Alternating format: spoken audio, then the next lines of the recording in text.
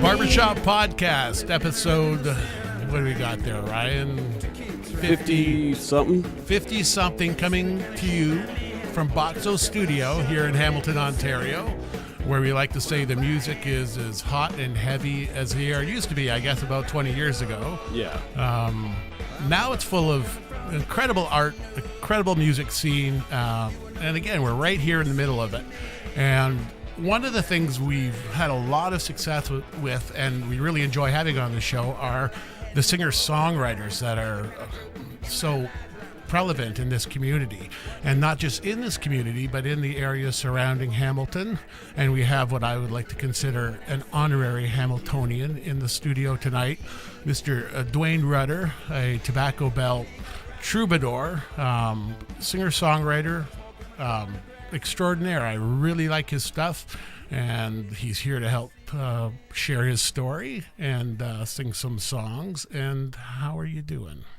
Very well, Kevin. Thanks so much for that honorary Hamiltonian moniker. You'll be able to shake it now, I'll brother. wear that proudly. So tell me about music in your life. Clearly, you've been influenced by a wide variety of music. How did it first come into your life? What are your early associations with music? When people ask me this, and I think the best explanation I can give is if you're familiar with The Last Waltz. Mm-hmm. There's a scene with the boys kind of in a backstage or in a green room somewhere or whatever, and they're playing and they're kind of having a little bit fun, and that's the way my weekends were growing up as a child. My family all played music. My grandmother was born on the Six Nations Reserve, and we had a lot of family on the reserve that played. Saturdays were a gathering time for everyone to meet at my grandparents' place in the basement, which was basically around the corner from the Danko's farm and all those people. And I didn't know until I was much older that everybody didn't live like that. It seemed like the normal thing to do. I had no idea that other people didn't live like that. Yeah. So early on, what was your first instrument? Did you pick up anything that was put in front of you, or did you have a passion right away for a particular instrument? I guess I picked up the guitar when I was about 7. Somebody bought me one. I'd always had one around the house, and I'd always monkeyed around with my dad's guitars, and there was always instruments around on the weekends. And piano. We had an rickety old piano down in the basement my grandfather bought or had given to him, and plunked it down there, and I just couldn't stay away. If anybody, well, let me back up. My grandmother on my father's side was a lay preacher, and she looked after the Baptist church in St. Williams. It's no longer there. And I'd go in early. I'd be about 4 or 5 at the time, and I'd go in early with her and attack the pump organ, the old pump organ there, or the pianos, whatever, and monkey about while she was preparing for the service. And then after the service, when she was cleaning up, I just could not stay away. There was an old piano in the garage next door to where I grew up when I was up to about age 3 or 4 that I used to sneak out from nap time. And I'd get out of bed, and when my mom was busy doing something, and sneak over to this guy's garage and plunk away at the piano over there. So, yeah, but guitar, I picked up guitar pretty heavy when I was about 14 and really attacked it. And it's out of my hands right now as we speak, but for the most part. That love affair has been since then. Absolutely. Who were the bands that you were listening to at 14 that were, was the band? The band, we didn't really think about them because they were just there. They sounded like everybody that we knew. The biggest thing I remember about the band was that my parents were talking about, I overheard the grown-ups talking about Ricky stealing Warren Beatty's girlfriend or something. That was the big news. And it was, of course, it was a pretty big deal to be on the Ed Sullivan Show and that sort of thing. So we knew about that. But for the most part, it was just, the Dankos. Rick's dad worked with my dad, and we all just knew each other. But the first music I really played was bluegrass. That was a big part of my childhood. And I learned a lot from a guy, Port Rowan guy named Joe Rohr, who showed me, actually sat with the my dad showed me the first 3 or 4 chords. My dad played around and played bars, and not a lot, but at bars, but was known for being a player, still is. So I learned the chords and stuff from him, but the guy that really sat down and played with me was a guy named Joe Rohr. He's a big bluegrass guy now, wonderful guy. Just I never heard anybody play like that. So I was listening to Doc Watson an awful lot, and that great album Will the Circle Be Unbroken, the first one, the Nitty Gritty Dirt Band with the Carter family and all those. It was great. So I knew that one inside and out. So the music that they kind of tag as Americana now, that was really at the roots of what you were listening to at that period of time. Yeah, we didn't know it was Americana. Yeah. It was music. It was a good thing, growing up with my dad was heavy into Hank Snow and that great music, that great country music. And the Outlaws were big. Chris Christopherson was the guy I wanted to be when I was about 12. I used to try and dress like him and everything. I had a hard time with the beard, but yeah, the Waylon Jennings. Always playing in the house was Waylon Jennings. My mom was more of a rock and roller, so there was a lot of Rolling Stones and Beatles and that kind of stuff going on when I was real little. And my dad was country.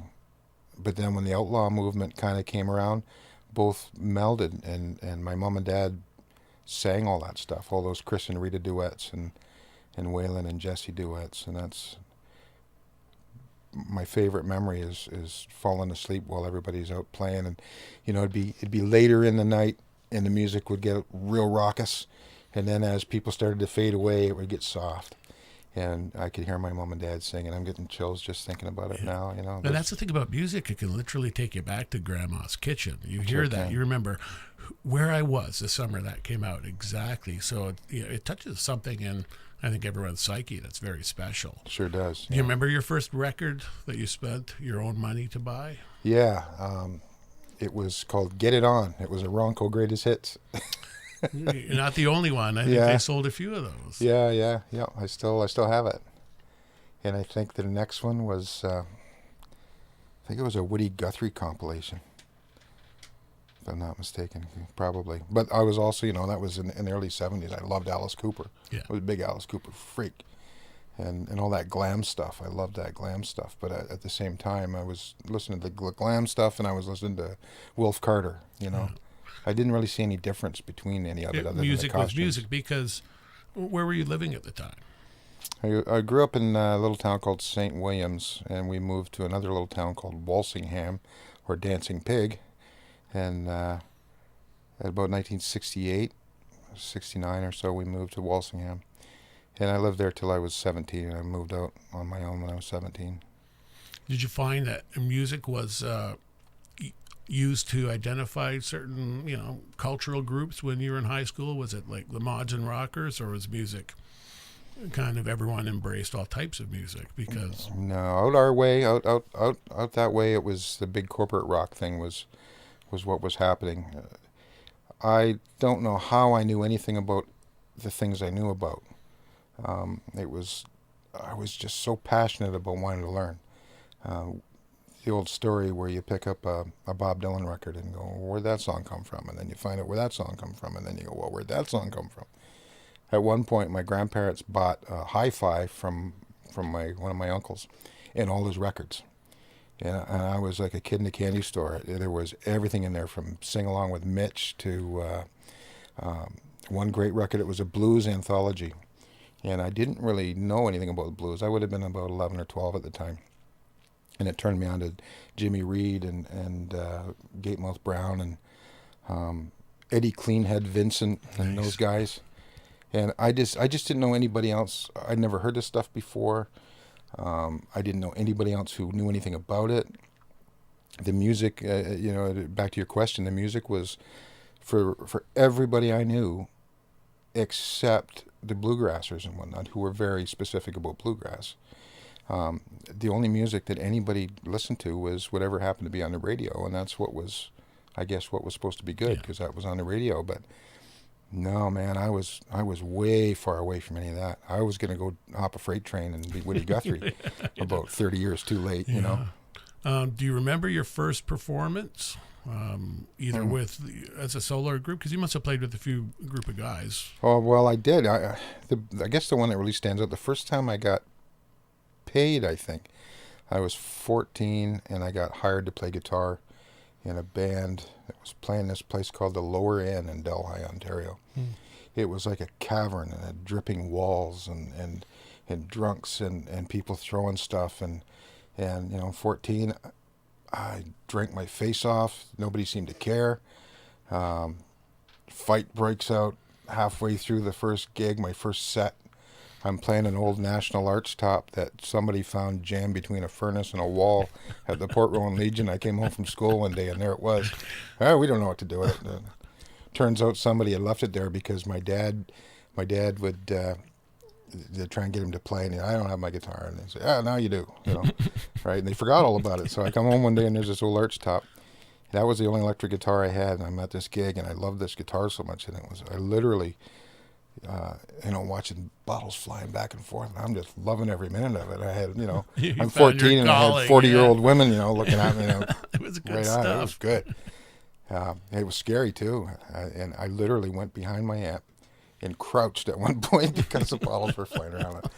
And I remember that so well because when it came time to get paid, it was 3 nights, and a matinee. And when a Saturday matinee, and when it came time to get paid, there wasn't hardly any money because I drank it all. And nothing's changed, I guess, over the years. You get a little bit better. I don't drink anymore. But there I am with a bunch of grown men. Yeah.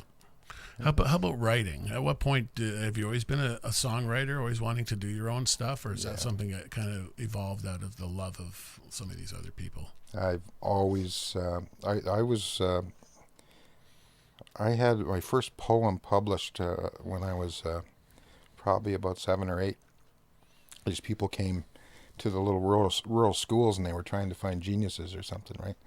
And I grew up in that tobacco belt. Everybody was pretty much, that's what you did. You worked on a tobacco farm, and you didn't like that fruity music stuff. Anybody that wanted to look at art or read poetry you had your work cut out for you getting through a recess. Yeah. It's not Little House on the Prairie. A lot of people think that just because something is rural that it's rubish or it's lightweight, and it's not. No, it wasn't. But especially if you were anybody that was, for whatever reason, was outside of this narrow box. I love living in the country, and I really do. But you really have to work hard. You had to work hard back then. As back before the internet. If you wanted to know something that you couldn't possibly find in a library. And our library was what they called portables. I don't know if you had them out here. They were they'd wheel them in and take the wheels off and plunk, and there you'd go. Or we had the what was that? It was a bus. Yeah, a library with a bus. Month, yeah. So I started writing poetry. I was obsessed with Edgar Allan Poe, and I loved all that stuff so much. I wanted to write like Edgar Allan Poe, and Elton John was a big thing. Bernie Taupin's lyrics were big. Incidentally, that was something that I could always tell in early Elton John songs that somebody had something going on where they wanted to be the band, back to the band again. I knew it. I just had a feeling there was something in there. Levon, the name and all that stuff. And I come to find out years later that they very much wanted to be the band. But anyway, that stuff, I would just write. I just constantly write. Had to have this orange Bic, I think it was Bic, fountain pens. It was the only thing I could use. And they came with little cartridges, and they were, 5 cents a piece or something like that. And I just write. Just write. I'd have this music in my head and just write. And by the time I was done, I'd look back, and the music was long gone, but I'd have pages and pages and pages of writing. And how were your chops at this point in time? Were you able to cop what you heard in your head on the guitar when you were? I wrote a lot on the piano because that was really it was easy. Were you formally trained, or is this just from you being self-taught and what the family? They tried to showed you? formally train me, and I did very well, but it just I wanted the boogie woogie, and they wanted, chopsticks. Now I'll tell you, anybody that wants to learn something is learn to walk before you run. But I was impatient. I didn't want to walk. I wanted to run. I didn't want to just run. I wanted to fly.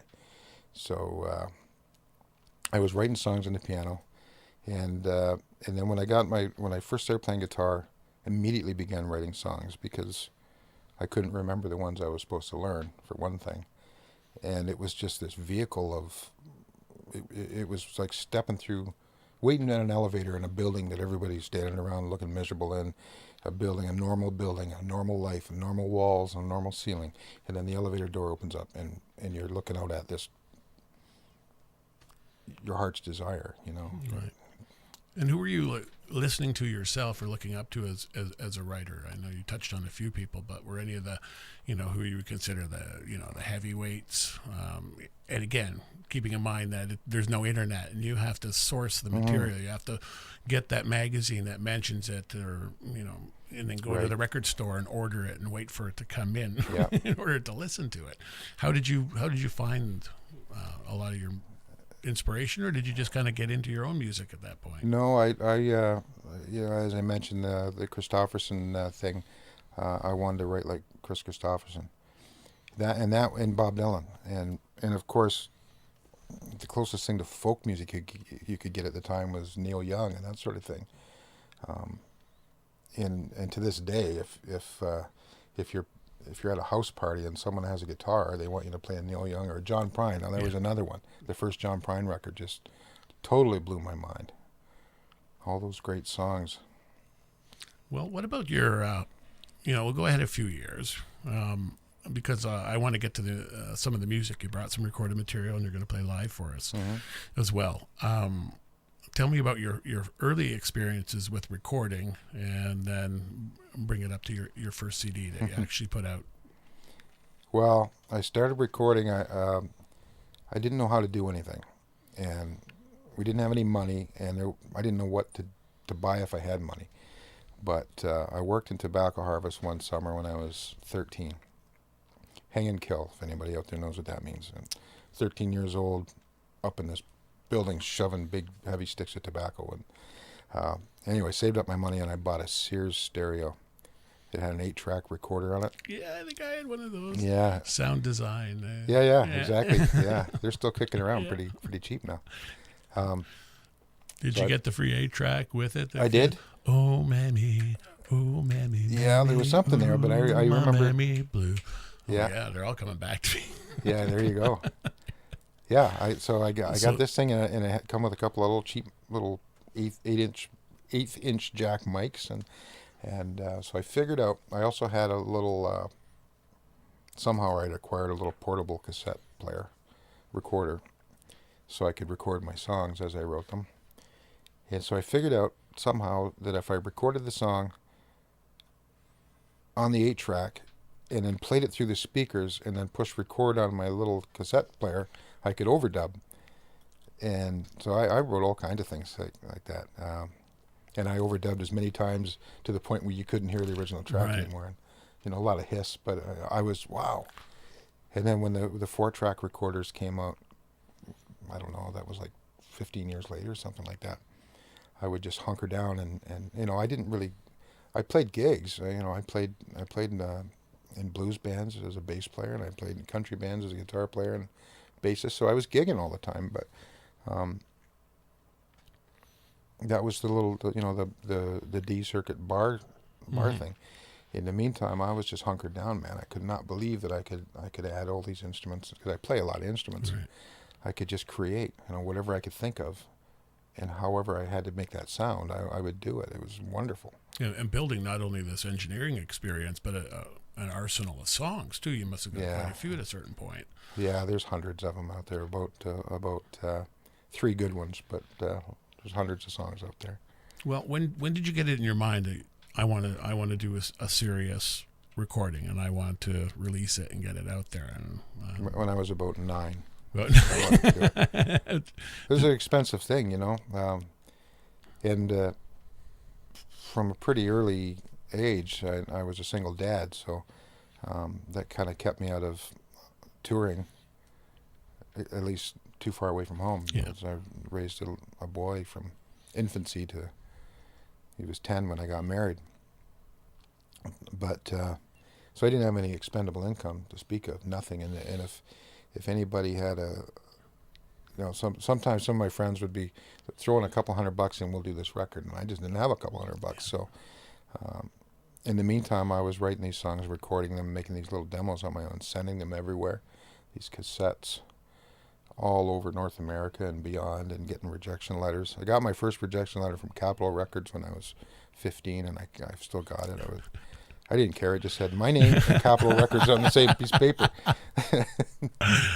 So, but it wasn't until, I always wanted to make a record, but it wasn't until Mark Logan at Busted Flat, through the miracle of MySpace, heard one of the songs that I think we're going to play tonight, and that within no time I was making a record, and it did fairly well for a. So you recorded yourself for your first album? These are all your recordings, or did you go into studio? The first one I did with Dan Walsh.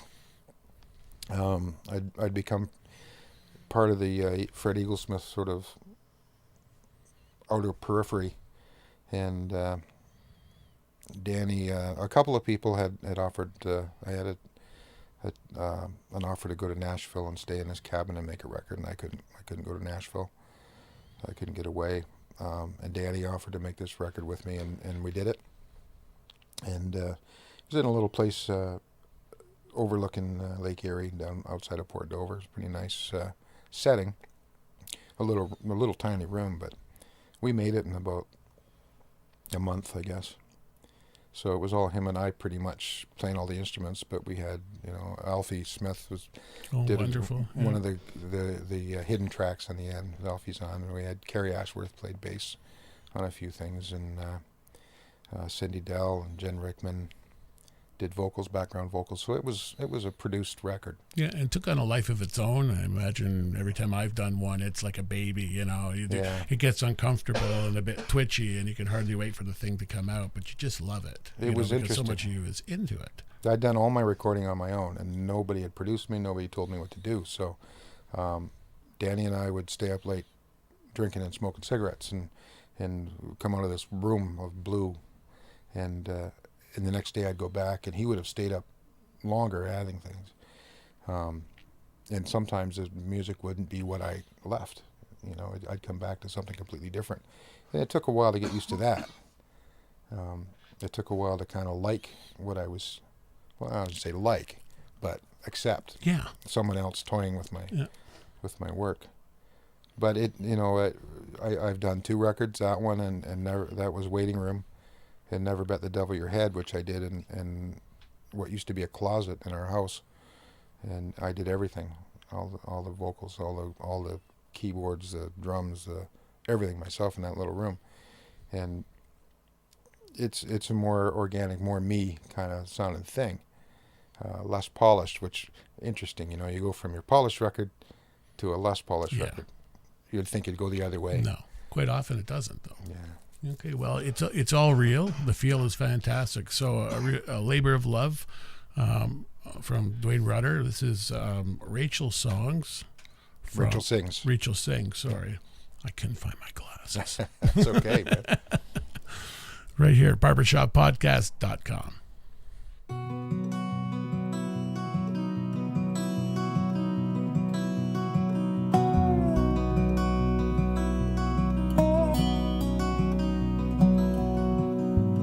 I laid out on a train.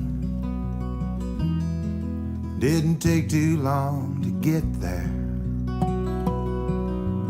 Gave me time to think. I knew that it'd be cold and wet there. How come it always seems like angels never live beyond their means? Rachel sings.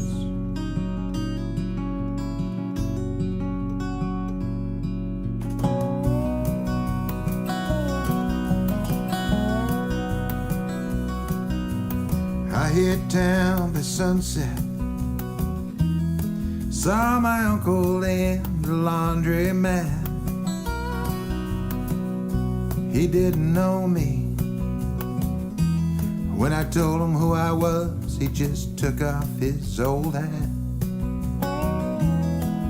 How come it always seems like we don't age till we look into her face? Rachel sings.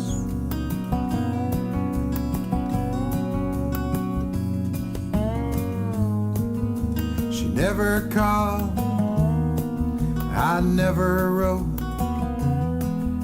We talk a lot, but we never spoke.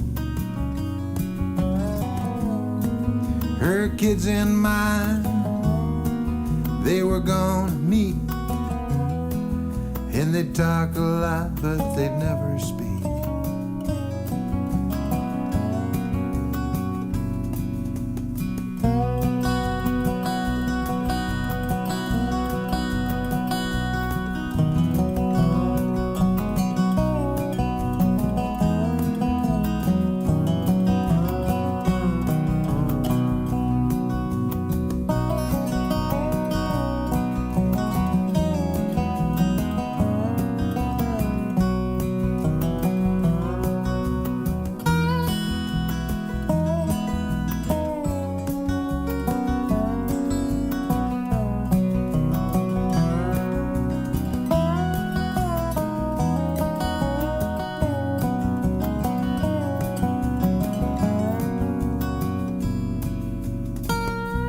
Stayed at Aunt Susie's, up in the room where us kids used to play. It still smelled the same, like Uncle Bob was just there yesterday. How come it always seems like time has wings when someone goes away? Rachel sings.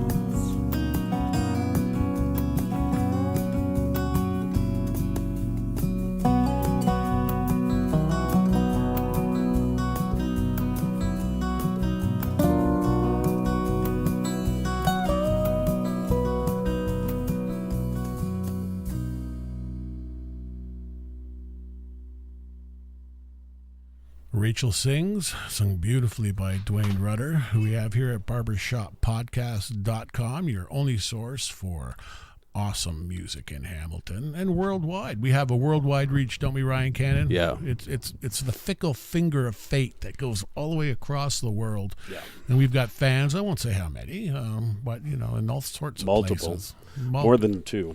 How many different countries do you think? 6, 7? I haven't checked in a while, but we definitely had multiple countries last time I looked at the server stats. So we do our part to get Hamilton and local music and original music showcased. We take great pride in doing it, and we put a little bit of extra effort in the live performance because it sounds so good. The guitar playing, the vocals, and the heart-rendered lyrics that come from a singer-songwriter. And again, we're very, very fortunate to have Duane Rutter in the studio, and he's going to do a few of his originals. And he's a very prolific songwriter, so and you're brave enough to pull something out that's relatively new or something you haven't played in a while, which I really appreciate. Why don't you tell us what you're going to do for us now? Yes, that's true. I've got a song that it's hot off the presses. The ink is still wet. I'm not going to do it just now, but my intent is to play that new song. I've never done that before, and I thought, I'm going to come to the big city. I'm going to play something I didn't play anywhere before. So, brand spanking new. Damn, brand spanking new. Anyway, this is off Never Bet the Devil Your Head. It's called Lost Spare Key.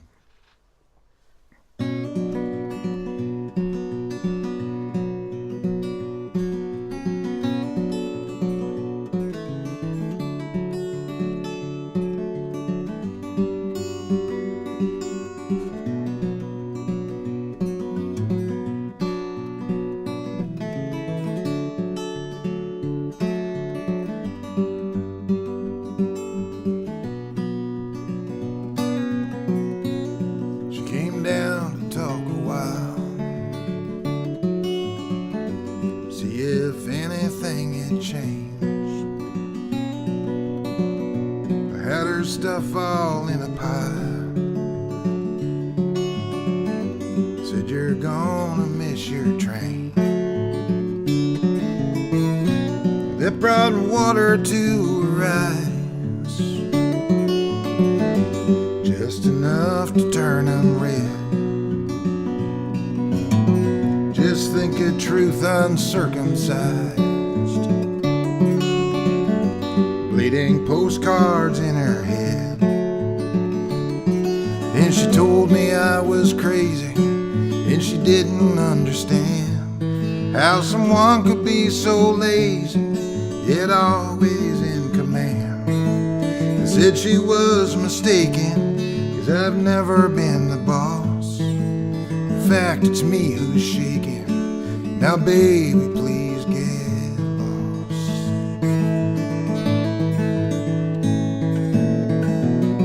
It wasn't how it all began. We used to have a lot of fun. There really wasn't any plan. No, we weren't hurting anyone. But you know how these things go. The best intentions seldom fly. Sooner or later, don't you know, you're wearing sweater vests and ties. And I suppose that works for some folks, and God bless them if it do. Although I ain't no cowpoke, I prefer my boots to shoes. Sure, I may be second best, or maybe even third, but I don't even own no sweater vest. I don't care what you heard.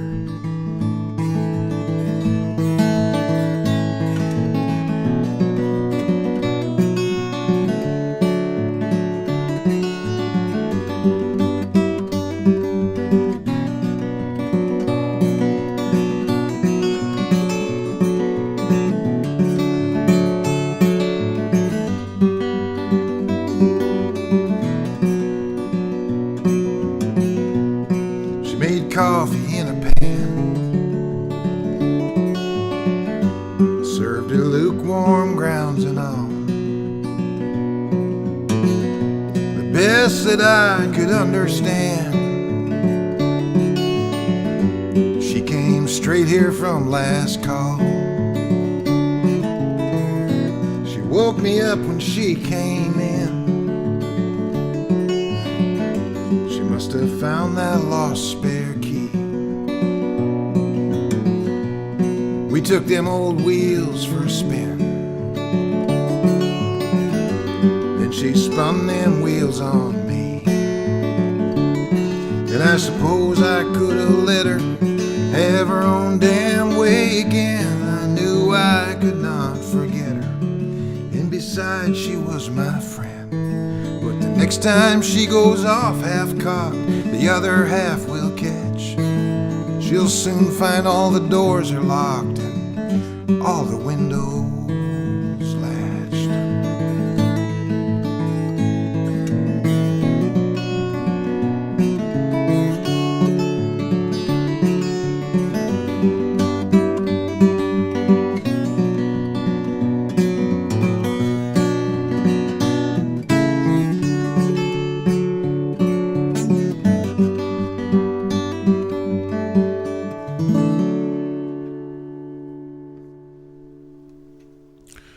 Spare Key, a beautiful Duane Rutter song.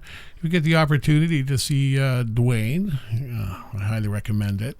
Come down to Hamilton, Ontario, visit Hamilton, Ontario, check out some of the live music we have going on a regular basis. Guaranteed you will be impressed. Duane will put his links on the podcast page at the end. Visit him. And support Canadian independent music. We certainly do around here, don't we, Mr. Ryan? Yes. Some of your bestest friends are musicians, aren't they? Some of my worst friends are musicians, too. That's okay. But it is it's a community. I mean, Yeah. I've been very attracted to intelligent, interesting people, and I'm sure you can attest to the fact that you'll find those in the musical community, won't you? Yeah, absolutely. Now, Duane, tell me about for those of you who geographically don't understand the region, Hamilton, it's considered it's a big city. We're next to a huge city, so it doesn't have the the same shine if we were 100 miles away from the next giant city.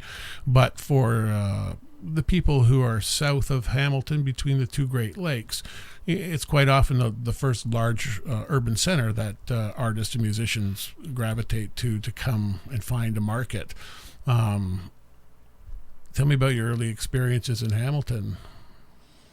Well, I don't really have any other than driving through on my way to On Toronto. your way to Toronto. So it's like you still, because, I think you should be playing this city quite a bit. People like what you do, and we probably need a few more soft seaters around here, listening rooms.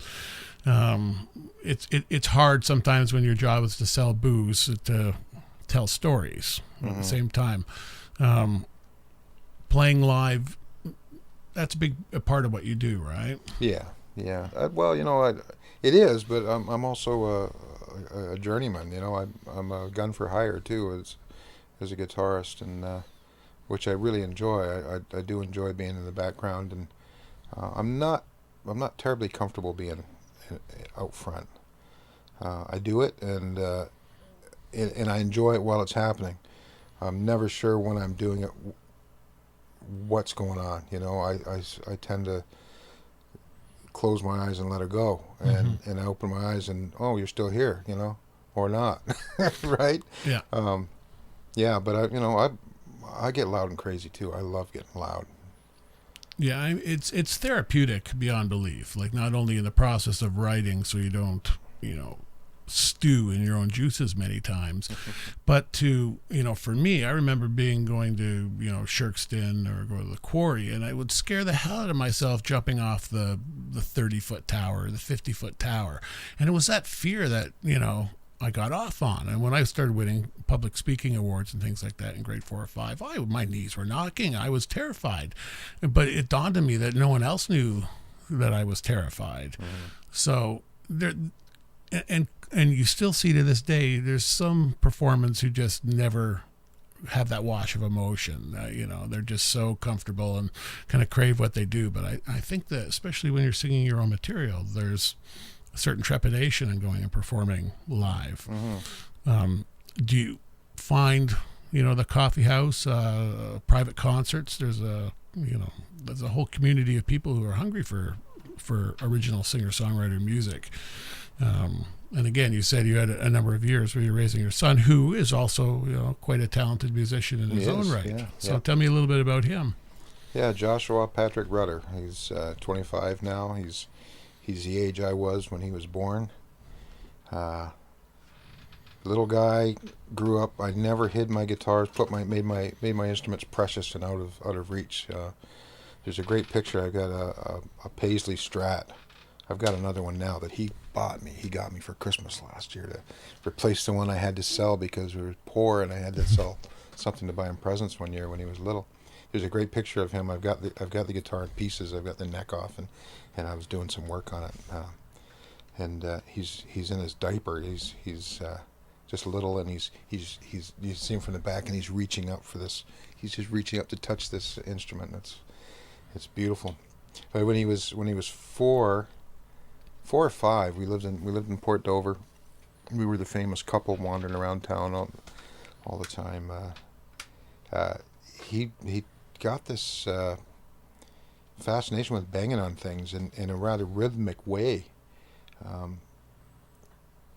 So I'd plunk him in my bedroom of our little apartment. We had this little place in the back of a house that we were living in Port Dover, and I'd plunk him in there with sounds of the 70s and whatever CDs we had kicking around there that had something he could bang away, and went upturn a garbage can and gave him some stuff to bang on, and he just went crazy and loved it. And he's one of the no fatherly pride here involved, but he's one of the finest drummers that I've ever heard. And very convenient for someone who plays guitar. It's nice to be able to make some noise together from time to time. I guess. Doesn't happen near enough, and it's a funny thing, when you're a family.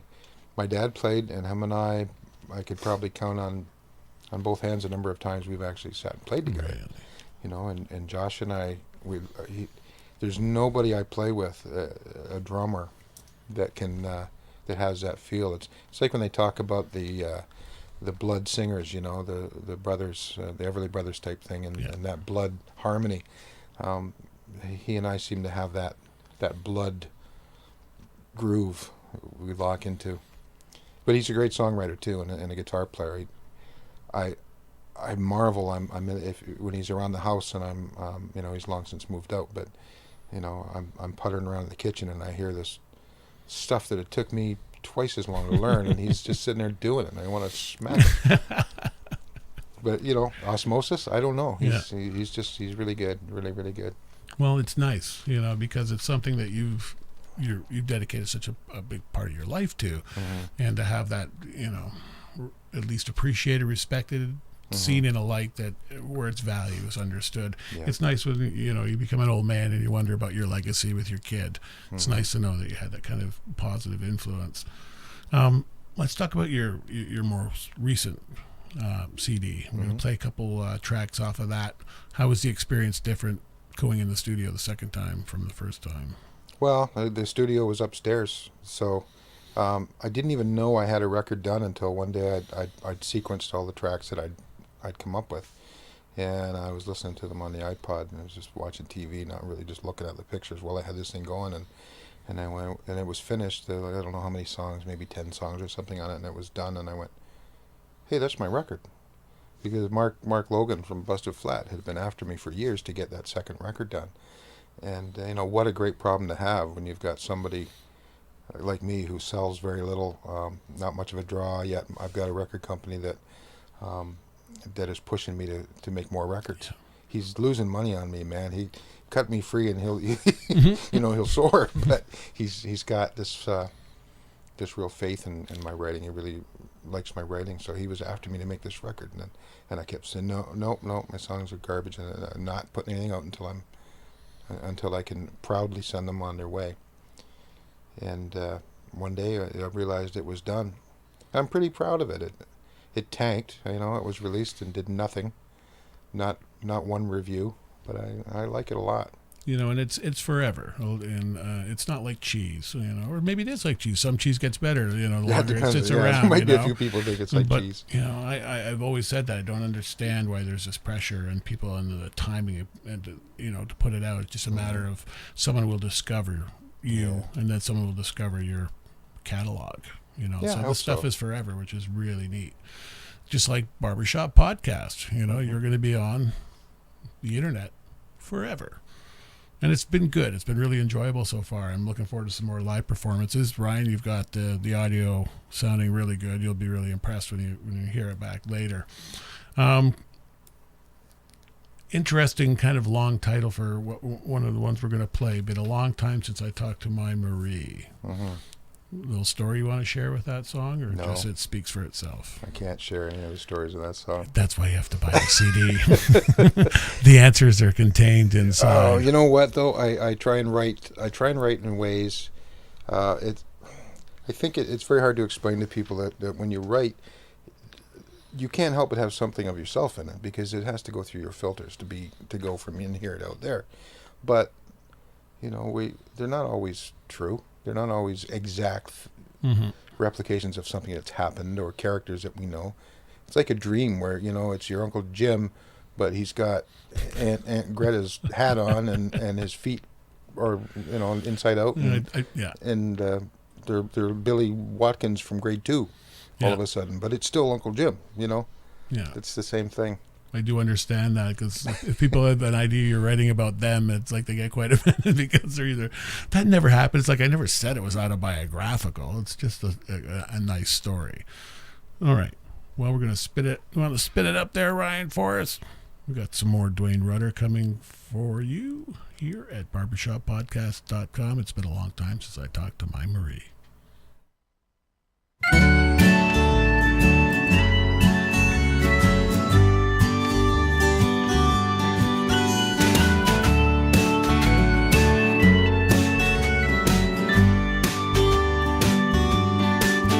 been a long time since I talked to Mama Ray.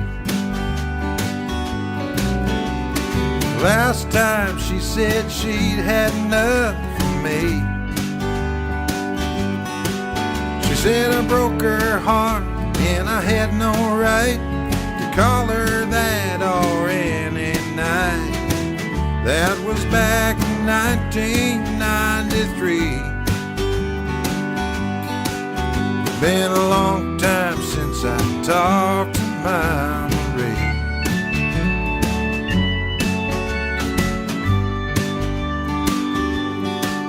You see, I woke up with the sunrise in my head, and the light from the inside messed up my bed. I grabbed anything I had laying around to try to make that sun go down, but playing only made my fingers red. You see, I woke up with the sunrise in my head. You could have said anything at all. You could have made yourself feel small, but it wouldn't have changed a thing. No, it wouldn't have changed a thing.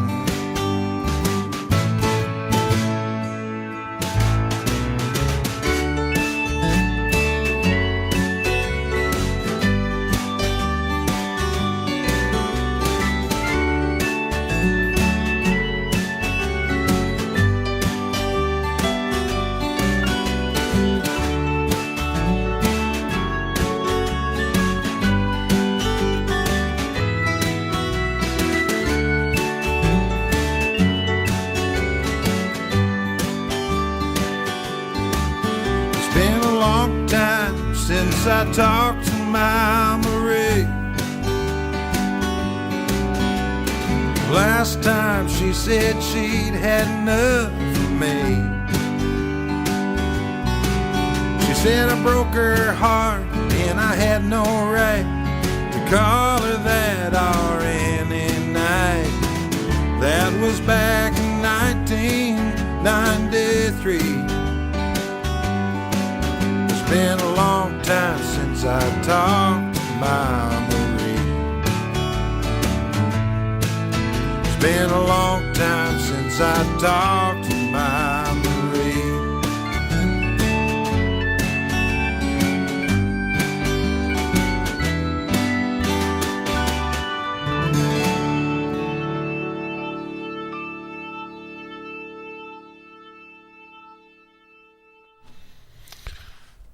The sweet song stylings of Duane Rutter at barbershoppodcast.com. You can purchase one or more of these fine record albums in CD format at the links that we'll display below, or any of your finer retailers. And I mean finer ones. We are so fortunate to have the opportunity to hear live music each and every week here at Barbershop Podcast. It's kind of a selfish little pleasure of ours, isn't it, Ryan? We get to have intimate performances, but yeah, it's like a free concert every week. Yeah, but these people, they play out. Look for the listings in the paper, look where they're playing, and support the places that support live music. Duane, you're going to spin another classic, an instant classic. Yeah, it's another one of my up-tempo party rockers called Dead Man.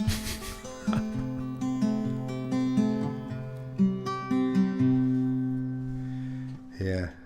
I was thinking it was this one. I've got a couple of them that are pretty bleak. I was thinking it was this one Jay Linden said was the most bleak, destitute, forlorn piece of material he'd ever heard. But it wasn't this one. It was another one. This might have been the second one. It's really not that bad.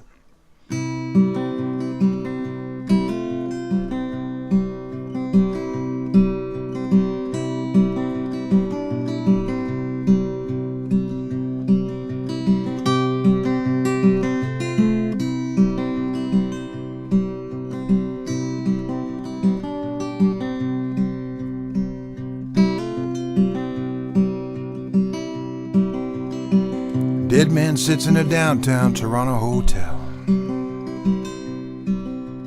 been sipping exotic drinks all day. He's dressed to the nines, but he ain't looking too well. Give anything to make them flies go away. Dead blonde slides up beside him and she asks him for a light. She says, we've got eternity for deciding, but would you like to slip with me into the night?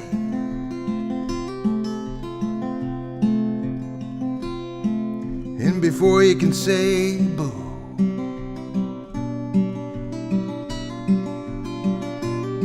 you got a dead couple walking beside you.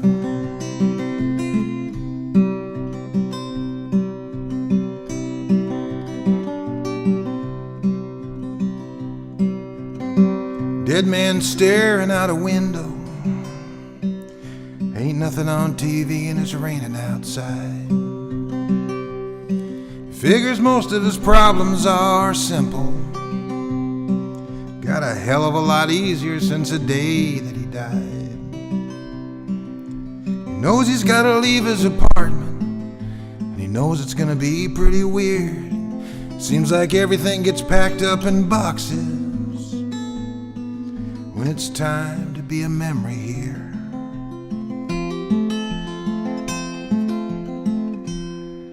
And before he can say goodbye,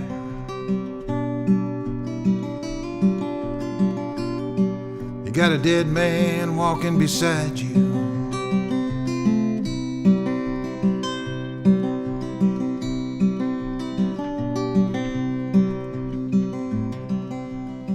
Dead man staring at a road map, can't decide which way to go. So he just follows some words on a mud flap on a semi out of Idaho. And he wishes he had someone beside him, an open body he could slip right inside, empty vessel he could shamelessly ride in,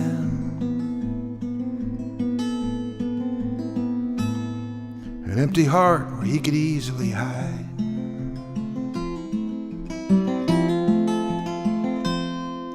And before he can say, how did I get here?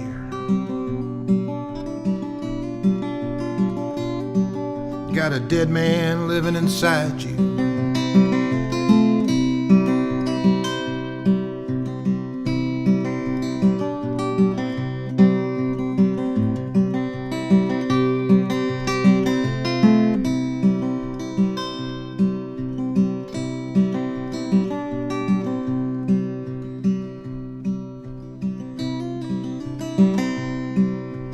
Dead man stands in a doorway and he's flipping a coin in the air. He's got nowhere to go, but he knows he can't stay. And he knows that he's not really there. So suddenly he takes off his jacket and he neatly spreads it out on the ground. Then he swims through his veins, closing all doors behind him, before laying his old dead body down.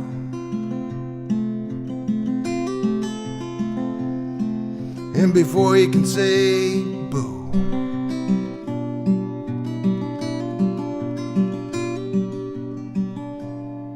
you're a dead man.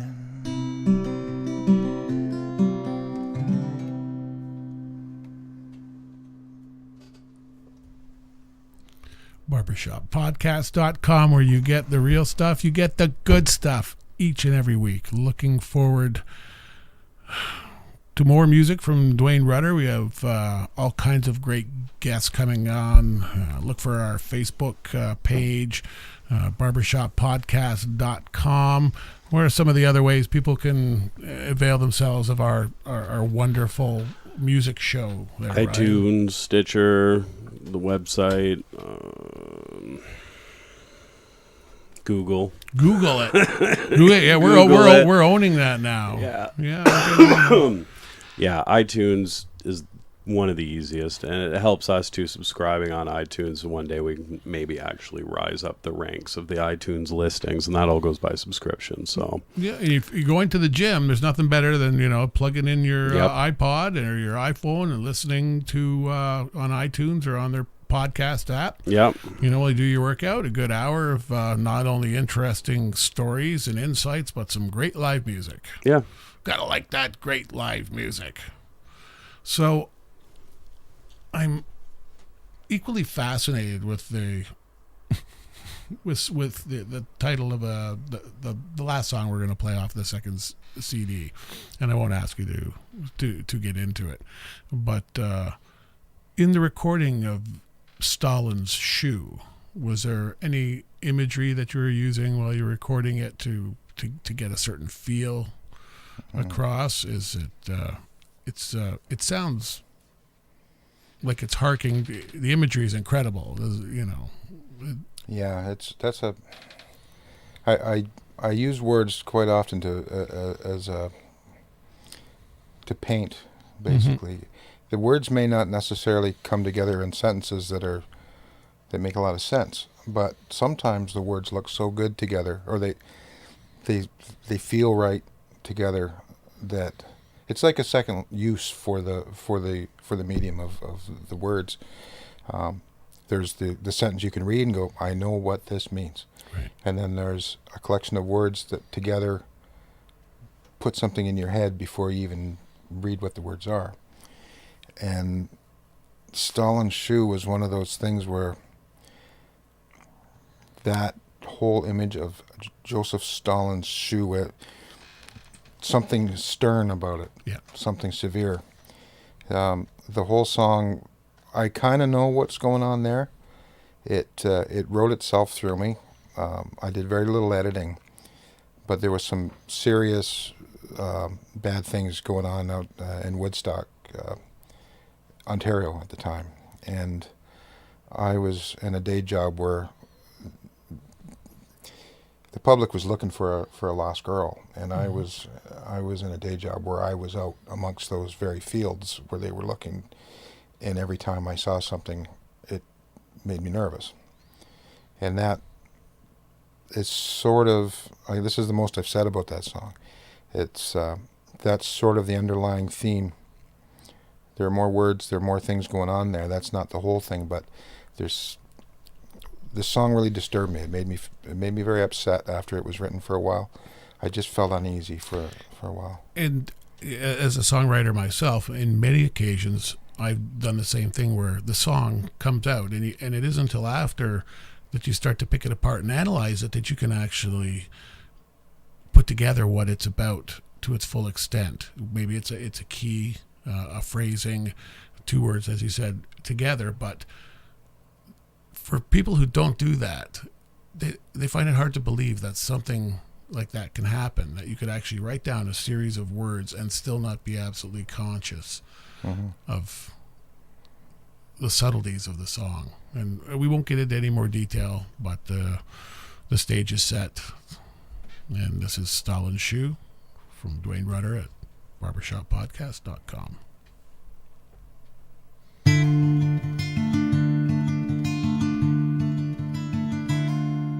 She walked like the Red Army, and she felt like Stalin's shoe.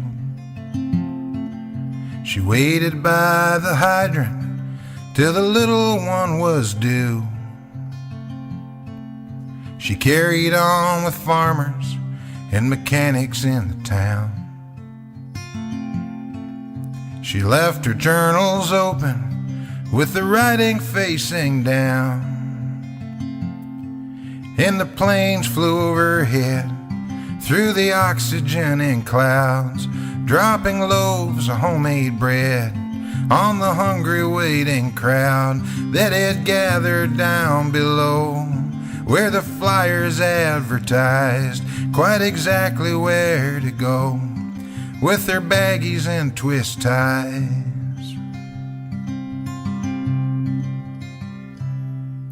She used to have a garden, but she didn't plant last spring. Instead, she emptied boxes and threw out some broken things. A relative from overseas, while passing through, dropped in. And as she left, she promised that she'd not stop by again. And the pumper truck shone through the streets, ignoring lights and signs. An elevator shaft collapsed with 3 young men inside. A rainbow spread of gasoline, displaced by screaming wheels, to land upon expensive shoes, then trickle down the heels.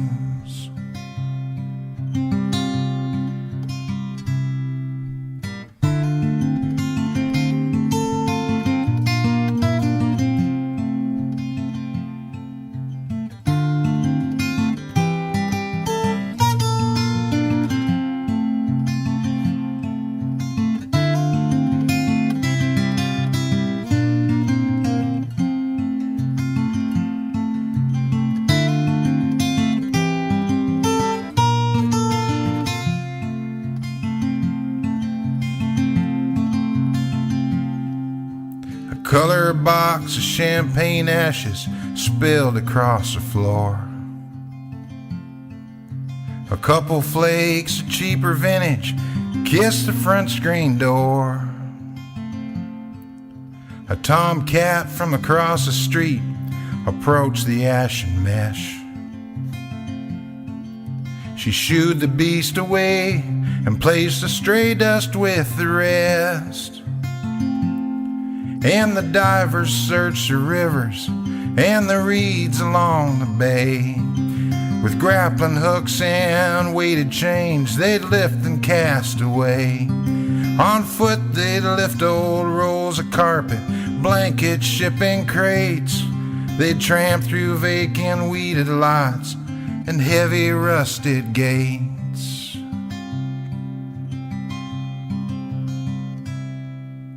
She walked like the Red Army, and she fell like Stalin's shoe. She waited by the hydrant till the little one was due. She carried on with farmers and mechanics in the town. She left her journals open with the writing facing down.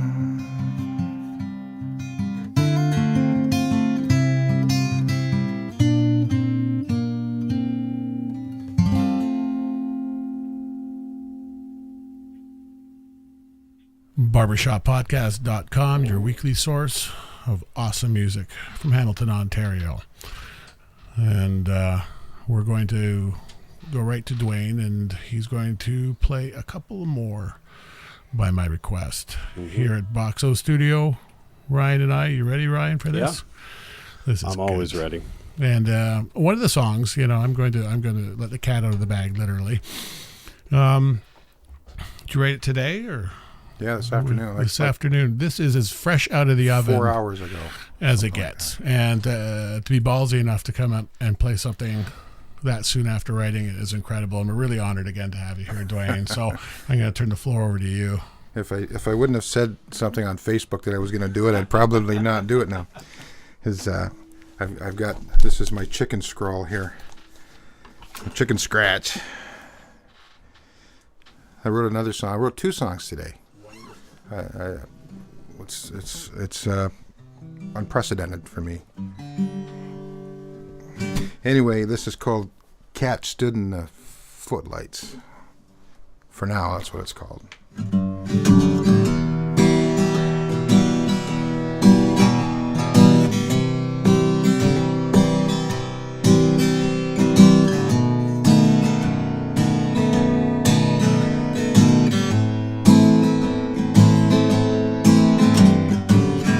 Cat stood in the footlights,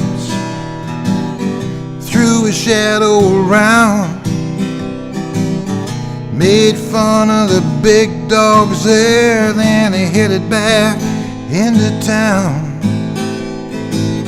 I couldn't see him 'cause I was dreaming too loud, should have been fast asleep. But there were noises streaming out of my ears and up to 6 feet deep. You're the one I love, you're the one I need.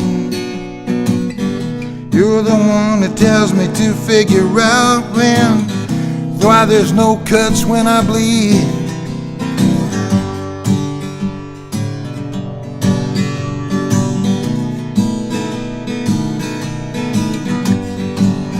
The cat stood in the footlights and watched the whole thing burn.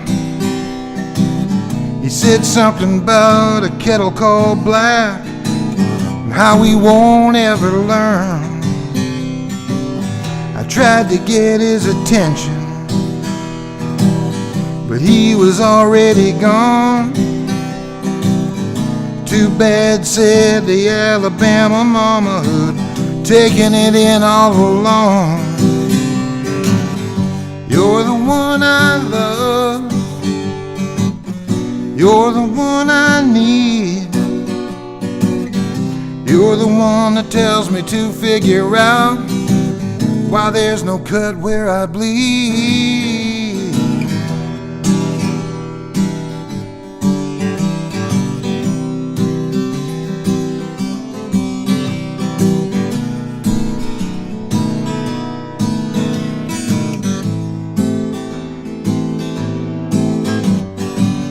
The cat stood in the footlights, shot a gun in the air, made me wonder when the bullet came down if it would hit somebody somewhere. You're the one I love, you're the one I need. You're the one that tells me to figure out why there's no cuts where I bleed. You're the one I love, you're the one I need. You're the one that tells me to figure out why there's no cuts where I bleed.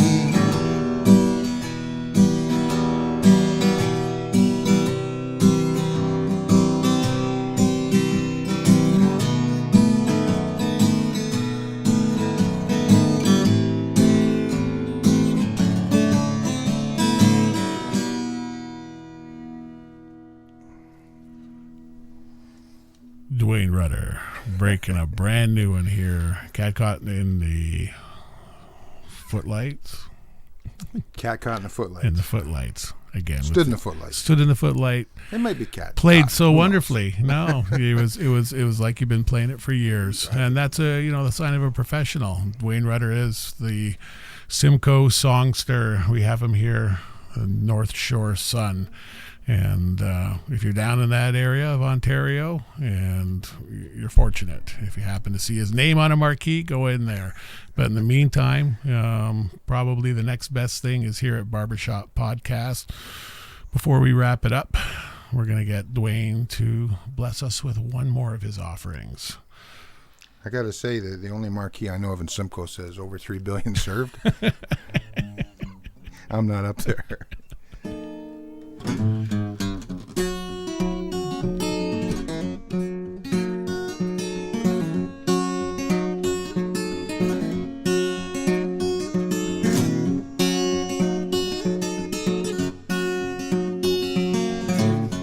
Thunder cracks, character actors going back to their methods, get paid to tell lies. Diamonds relax from the polish and color and sparkle that some might compare to your eyes. Whoa, whoa, as a child, I'm weak to the bone. In the years, sit there laughing 'cause I haven't grown, I haven't grown.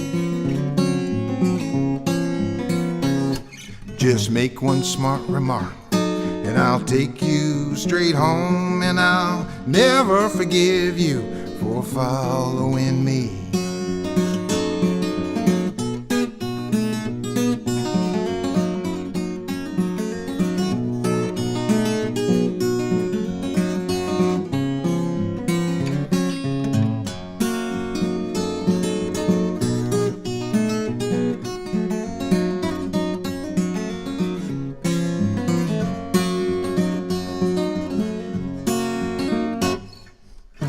snakes in the grass synchronize their watches, and they feel right secure in their camaraderie.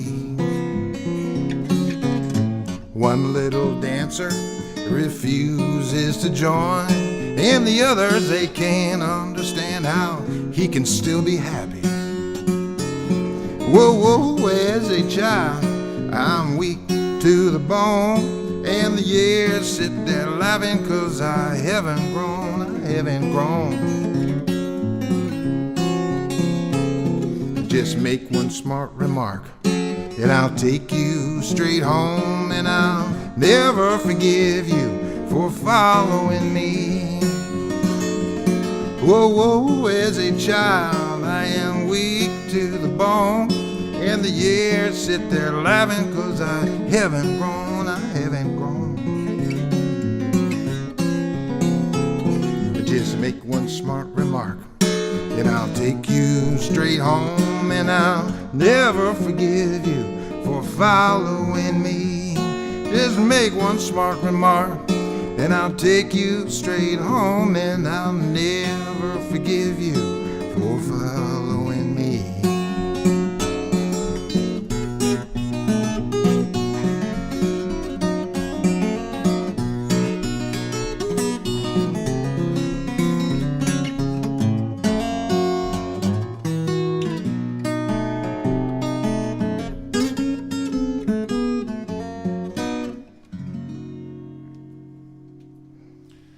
BarbershopPodcast.com. This is Ozzy making his presence known. The black cat came in around Halloween time, just stormed his way downstairs, was crawling on the back across the board. Yeah. It's all good. Surprisingly hasn't knocked any cables out yet, although he almost unplugged one of the cameras last week. Yeah, that was fun. But, Yeah. you know, without adventure and kittens, what fun is live TV anyway? None at all. Anyway, you can catch Barbershop Podcast every Wednesday, either 8 or 9 o'clock. Look for us on Facebook. Go to barbershoppodcast.com. You're sure to enjoy the guests that we have in. I know I do. Ryan, another great show. Thanks for coming down, and once again, totally blown away, Duane. Thanks so much for coming in and doing what you do so well. Appreciate that very much. And remember, every week a Barbershop Podcast. Next week, got a little ensemble called Sound as People. They're going to do something really special for you. You're going to dig it for sure. Barbershop Podcast. Don't miss it.